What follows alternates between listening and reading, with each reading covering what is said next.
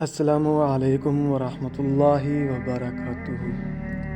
دوستو، امید کرتا ہوں کہ آپ سب خیریت سے ہوں گے۔ دوستو، آج آپ کی خدمت میں سعادت مند دلہن کا واقعہ لے کر حاضر ہوا ہوں۔ امید ہے کہ آج کا واقعہ آپ کو اچھا لگے گا۔ ناظرین، حضرت سلیمان فارسی فرماتے ہیں کہ میری شادی کندہ قبیلے کی ایک عورت سے ہوئی جس کا نام ثواب تھا۔ جب میں دلہن کے پاس جانے لگا تو دروازے پر رک گیا اور اس کا نام لے کر اسے پکارا، مگر اس نے کوئی جواب نہیں دیا۔ میں نے پھر اسے پکارا کہ اے فلانی، کیا تو گونگی ہے یا تو بہری ہے کہ سنتی نہیں؟ تو اس نے جواب دیا کہ اے صحابی رسول، نہ تو میں گونگی ہوں اور نہ ہی میں بہری ہوں، مگر نئی نویلی دلہنیں بولنے سے حیا کرتی ہیں۔ جب میں اندر داخل ہوا تو کیا دیکھتا ہوں کہ گھر میں پردے لگے ہوئے ہیں، قیمتی سامان سجا ہوا ہے اور ریشمی کپڑے موجود ہیں۔ یہ سب دیکھ کر میں نے کہا کہ اے فلانی، کیا تمہارے گھر کو بخار ہو گیا ہے جو تو نے اسے اتنے کپڑوں سے جو اڑا رکھا ہے؟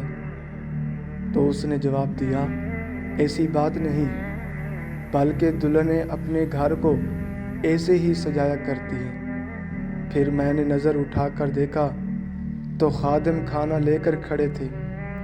پھر میں نے اس سے کہا کہ میں نے آپ صلی اللہ علیہ وسلم کو فرماتے ہوئے سنا ہے کہ جو نرم اور ملائم بستر پر سوئے اور لباس شہرت پہنے اور عالی شان سواری پر سوار ہو اور من پسند کھانے کھائے، وہ جنت کی خوشبو بھی نہیں سونگھ سکے گا۔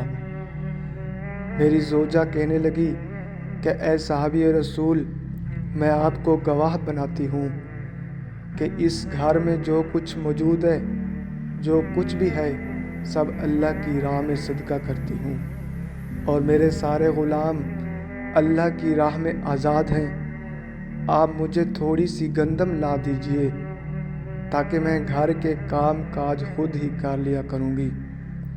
میں نے اس سے کہا کہ اللہ پاک تم پر رحم فرمائے اور تیری مدد فرمائے، اللہ عز و جل کی ان پر رحمت ہو اور ان کے صدقے ہماری مغفرت ہو، آمین بجاہ النبی الامین۔ دوستو، امید ہے کہ یہ آج کی ویڈیو آپ کو اچھی لگی ہوگی۔ اگر اچھی لگی ہے تو ہماری اس ویڈیو کو لائک اور شیئر ضرور کر دیں۔ جزاک اللہ خیرہ۔ ملتے ہیں اگلی ویڈیو میں، تب تک کے لیے اجازت دیجیے۔ اللہ